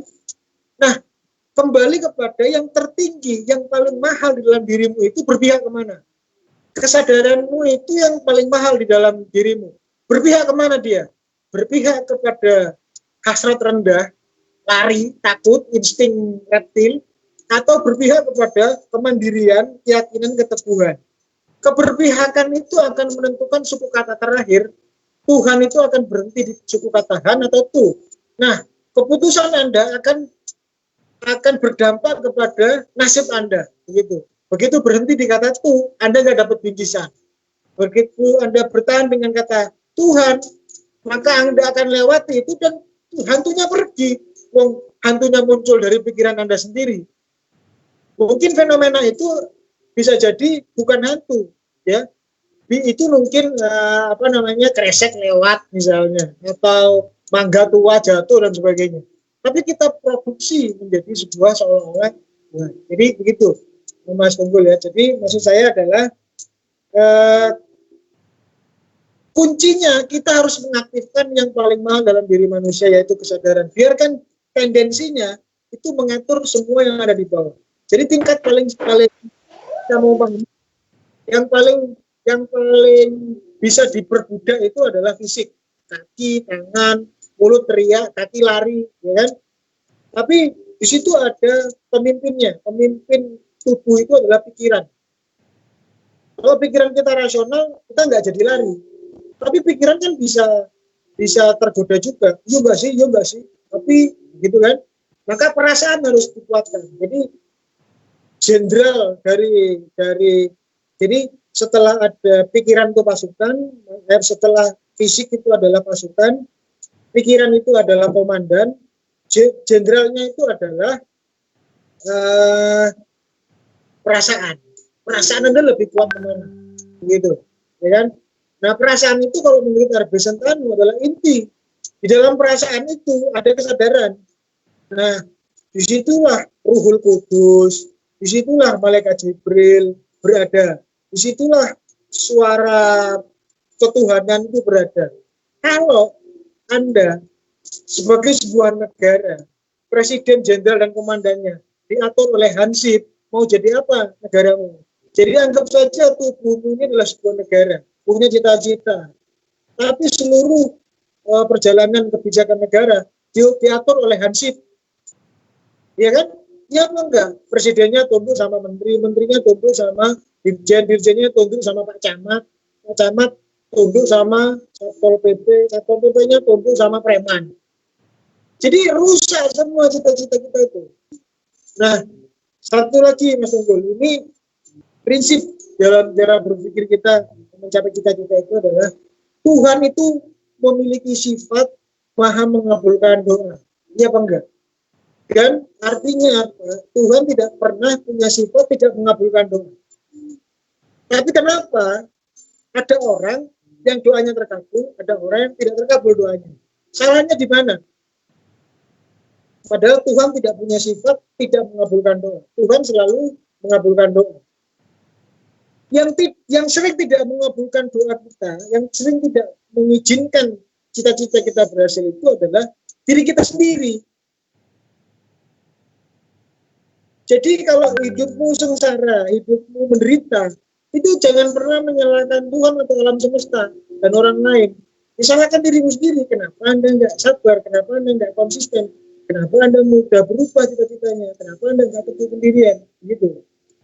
Jadi Tuhan akan mengabulkan semua doa dari hambanya. Kalau dia nggak berhasil, berarti hamba itu sendiri yang tidak mengizinkan cita-citanya terwujud. Nah, pertanyaannya sekarang, cara doanya gimana? Ini banyak kesalahan menurut saya. Selama ini orang itu berdoa dianggap pergi ke tempat ibadah, lalu baca mantra. No, tidak hanya itu. Sholat misalnya bagi orang muslim. Sholat itu bukan hanya mulutnya, tapi kan seluruh tubuhnya sholat. Satu. Terus sholat itu selain seluruh tubuh adalah seluruh dimensi. Jadi tubuhnya sholat, pikirannya sholat, perasaannya sholat, kesadarannya sholat. Sholat semuanya. Jadi spiritualnya sholat. Jadi selama ini kan yang selama ini berdoa itu mana? Mulutnya aja kan. Itulah kenapa ya, cita-cita kita itu nggak pernah berhasil. Karena apa? Hanya mulutnya yang berdoa, tapi tangannya nggak pernah berdoa. Berdoanya tangan adalah menulis, berdoanya kaki melangkah pada sumber pekerjaan, berdoanya pikiran adalah menciptakan gagasan. Kira-kira begitu. Berdoanya perasaan adalah melatih komitmen. Berdoanya rohani adalah menjaga orientasi agar untuk menjadi kemaslahatan. Semuanya harus ikut berdoa, bukan mulutnya itu yang berdoa. Jadi ketika seluruh tubuh kita, seluruh dimensinya, kongruen, sinsing, harmoni, di situ akan berlaku. Menuju ke sana memang tidak mudah. Kenapa?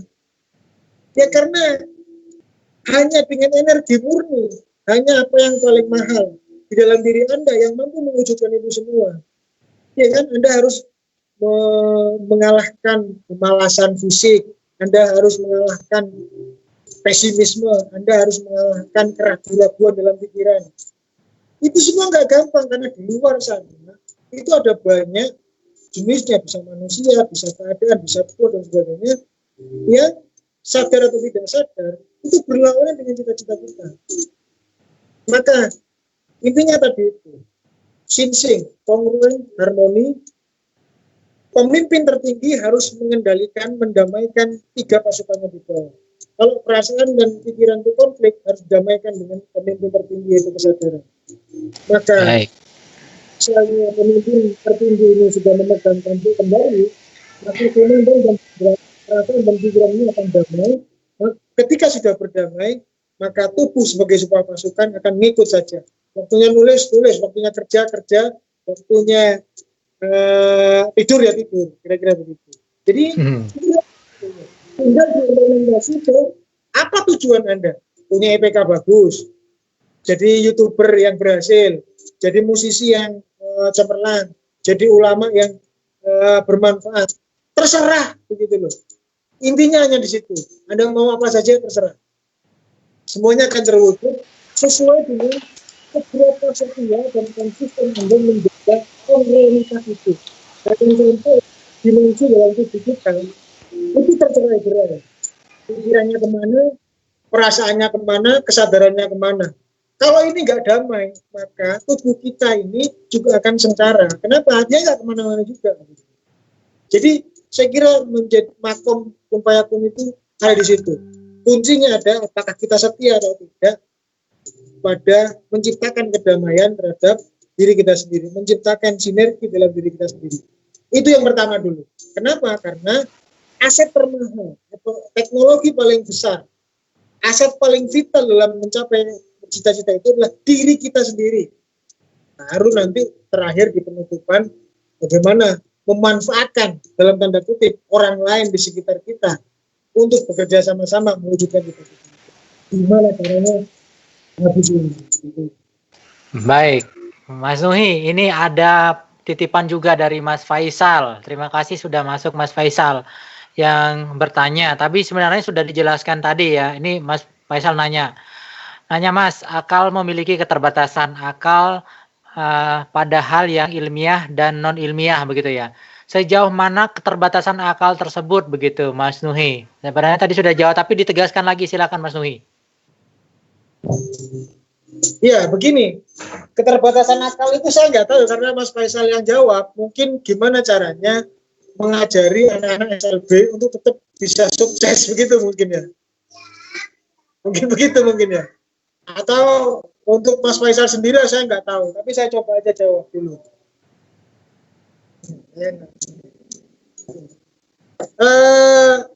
Mas Tunggul, kita harus clear dalam satu hal ya. Tuhan itu atau alam itu adil sesuai dengan hukumnya sendiri. Artinya gini, kalau hukum kita itu kan sebetulnya hukum yang relatif. Misalnya kita selalu menganggap 10.000 itu lebih banyak daripada 1.000. Ya enggak? Kepala sekolah selalu lebih baik daripada guru. Presiden itu selalu lebih baik daripada bupati. Itu logika kita, bukan logika Tuhan itu. Kita harus paham loh, bahwa kita nanti di akhirat, di ujung akhir kita, itu adalah memasuki satu mizan atau keadilan seadil-adilnya. Standar keadilan alam semesta ini adalah standar keadilan nilai, bukan capaian. Ya, standar keadilan nilai itu begitu. Jadi bahasa sederhananya begini. Untuk bisa menjadi manusia paripurna itu tidak harus kemudian seragam, jadi presiden semua malah rusak. Harus jadi pengusaha semua malah rusak. Harus punya uang sekian semua malah rusak. Jadi yang paling penting adalah nilai kemanfaatannya. Anda lebih banyak bermanfaat di sektor mana, Anda lebih banyak bisa memberi kemaslahatan untuk orang lain di mana. Dan Tuhan telah memberikan bekal masing-masing kepada Anda. Jadi ini harus dipahami dulu. Jadi apakah orang berakal dalam arti otaknya cerdas itu hidupnya lebih mulia? Belum tentu. Ya artinya adalah yang cerdas saja belum tentu, apalagi yang nggak cerdas kan begitu, ya kan? Nah maksud saya adalah tergantung mendedikasikan cita-citanya tadi untuk apa, ya kan? Mendedikasikan cita-citanya itu apa? Tuhan pada akhirnya melihat semua manusia itu di ujungnya adalah tentang siapa yang diridhoi dan tidak, dan penghasilannya. Kalau harta adalah ukuran orang sukses, maka harusnya korun itu masuk surga. Kalau kekuasaan itu adalah ukuran untuk mengatakan orang sukses, maka Firaun itu harusnya masuk pertama kali duluan. Anda bisa bayangkan yang jadi raja seluruh nabi itu hanya Nabi Sulaiman dan Nabi Daud dan Nabi Zulkarnain. Lain itu orang miskin, pedagang, penggembala dan sebagainya. Mereka semua masuk surga. Kalaupun ada jadi raja, nah Raja David, Raja Daud, Zulkarnain dan Nabi Sulaiman itu juga menderita di istana. Dia malah sumpek dengan seluruh kekuasaannya itu. Artinya apa? Kita harus fokus pada nilainya, nilai kemanusiaan kita. Kita menjadi seorang menteri, dianggap besar pengaruhnya kepada masyarakat. Belum tentu. Kita yang hanya sibuk misalnya memperbaiki keluarga misalnya. Kalau itu memang ladang ibadah kita, ya ketika kita berhasil di situ, ya sudah, kita sama berprestasinya dengan mereka yang ada di istana. Kalau mereka berhasil, mereka akan diukur secara proporsional, sebagaimana sedekah tadi. Saya penghasilan sehari itu 100.000. Ada panitia pemakaman jenazah COVID minta 50.000. Saya kasihkan. Itu setara dengan Sandiaga Uno sedekah 50 juta. Karena satu hari Sandiaga Uno itu sahamnya senilai 100 juta. Jangan dilihat 50.000 dan 50 jutanya. Kita akan terjebak kepada logika statistik. Tapi nilai manusia adalah nilai pengorbanannya, nilai kemanfaatannya. Jadi pada akhirnya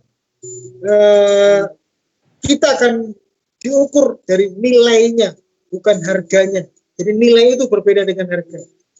Kalau nilai adalah kemanfaatannya, ketulusannya, dan sebagainya. Kalau harga adalah sebuah ukuran yang kita ciptakan sendiri.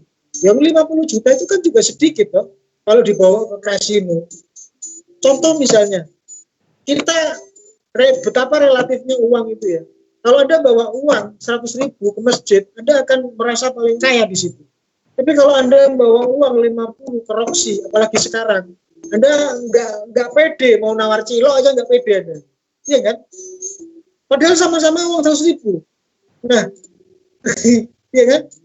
Nah, di situ bedanya. Jadi pertanyaannya kepada Mas Faisal, gimana bagi mereka yang tidak dikaruniai akal yang cerdas gitu. Maka cukup dia itu adalah mendedikasikan hidupnya untuk tanggung jawab yang sesuai dengan kemampuannya.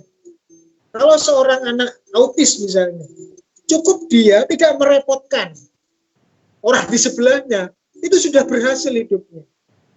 Iya kan? Seorang RT misalnya, cukup dia mampu menjaga kerukunan warganya, itu sudah prestasi. Sama-sama di garis depan untuk di depan surga nanti di akhirat. Kira-kira begitu. Jadi soal harta, pikiran, dan sebagainya itu ukuran manusia.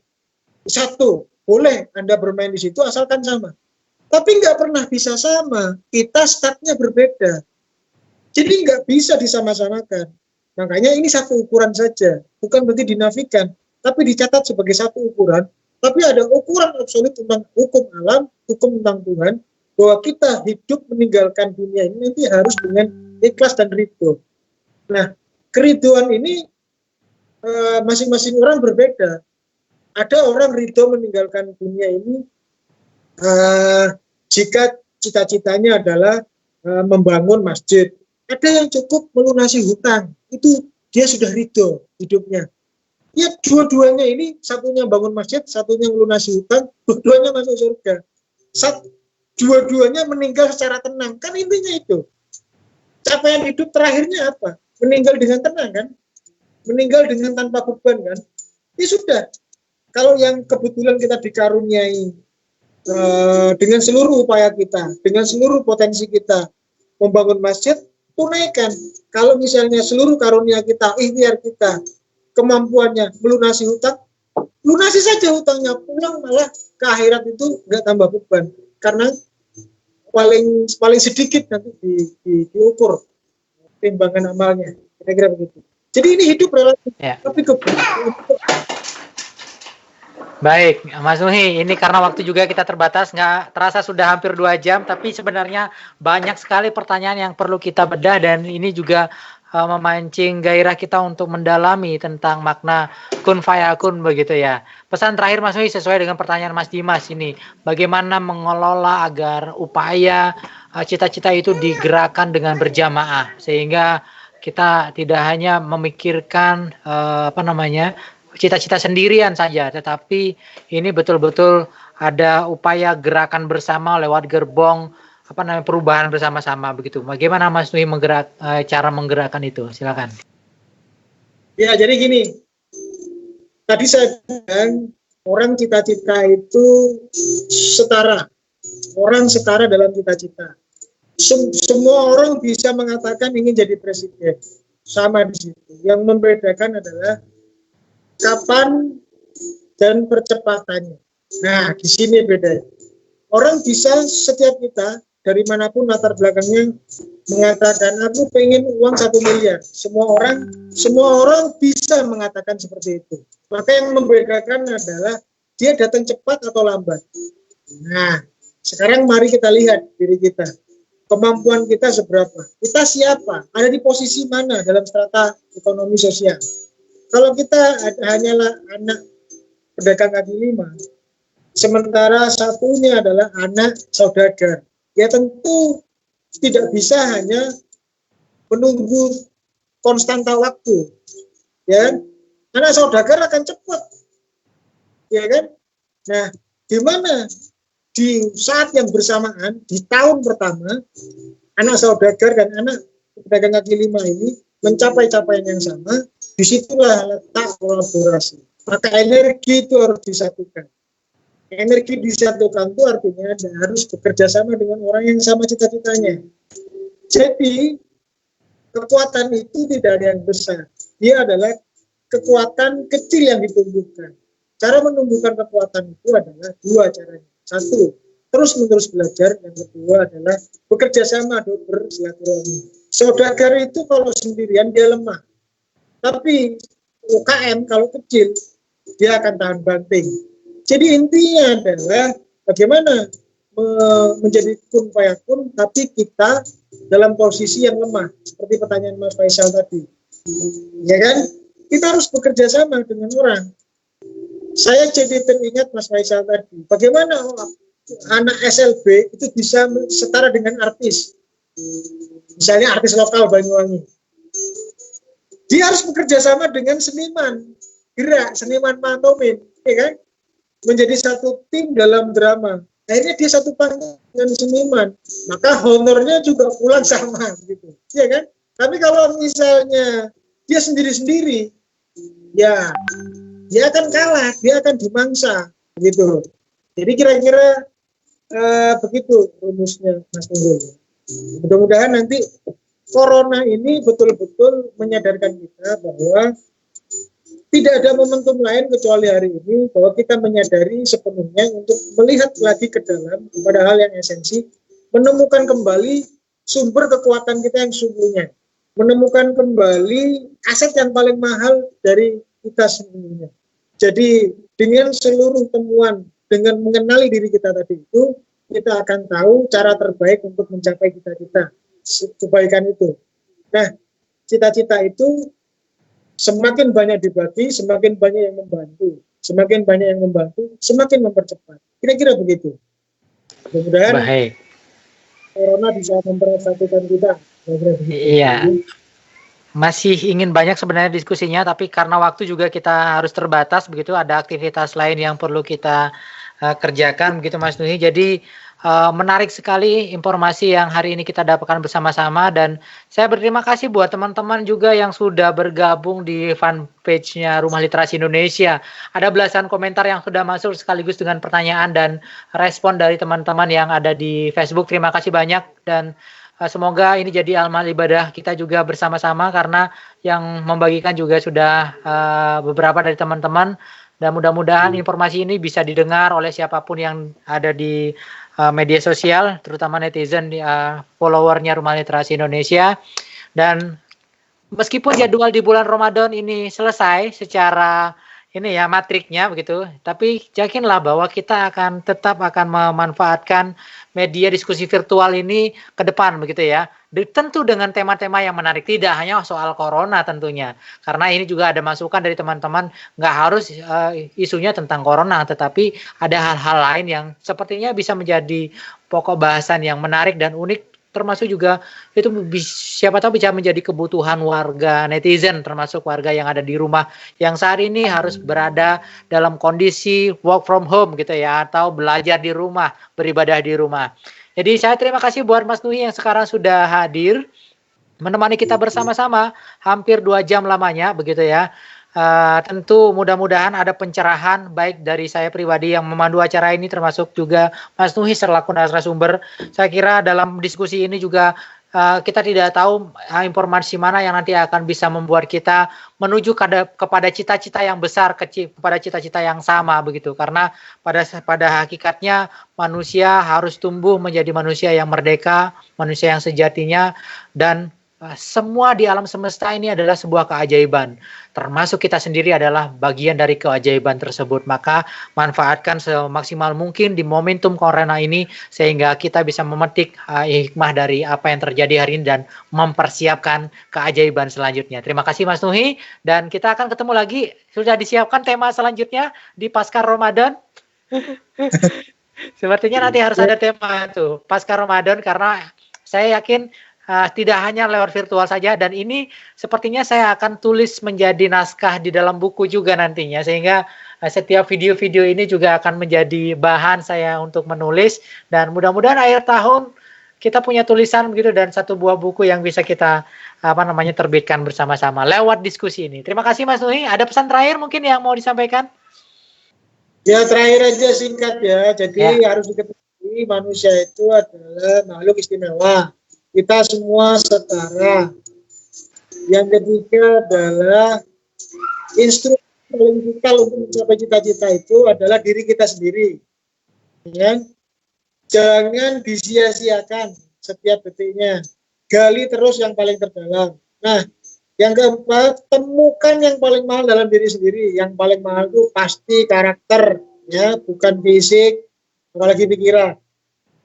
Dan jangan lupa, ya, untuk mempercepat cita-cita kita terwujud, kita harus bekerja sama dengan manusia-manusia yang lain. Kun fayakun. Bismillah, kita akan menjemput cita-cita dan keajaiban setelah pandemi ini atau hari ini kita akan mempersiapkan itu. Terima kasih Mas Nuhi.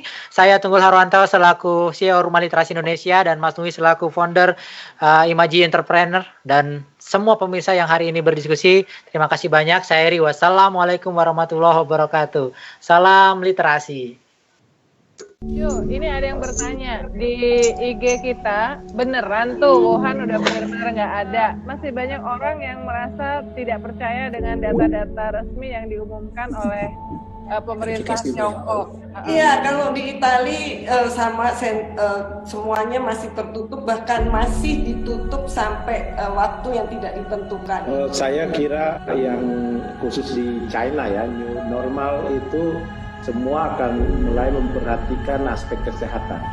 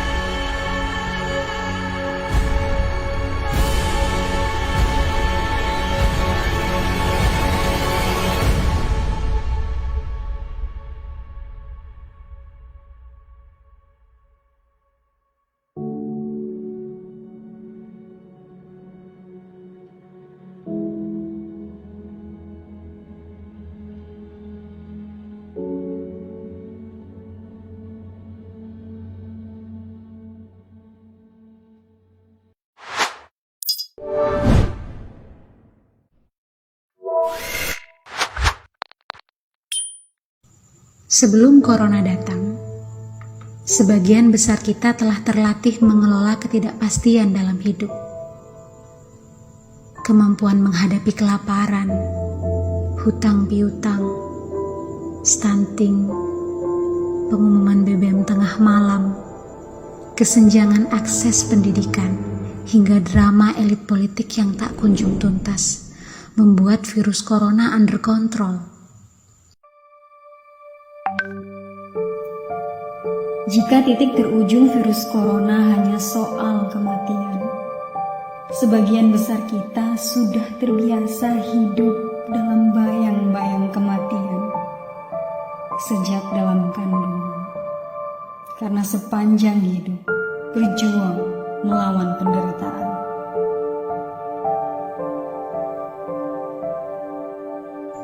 Kematian adalah rahasia Tuhan.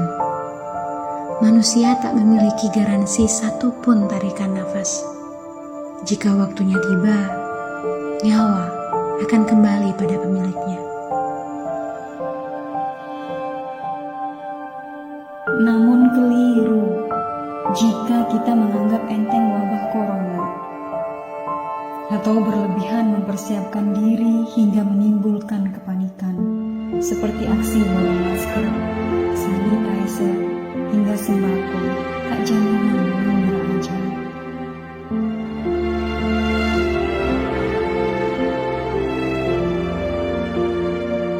Tiba saatnya kita saling membantu, saling berbagi dan menguatkan, melapangkan dada sesama, membuat senyum kecil di wajah mereka, agar mampu melewati kondisi krisis ini.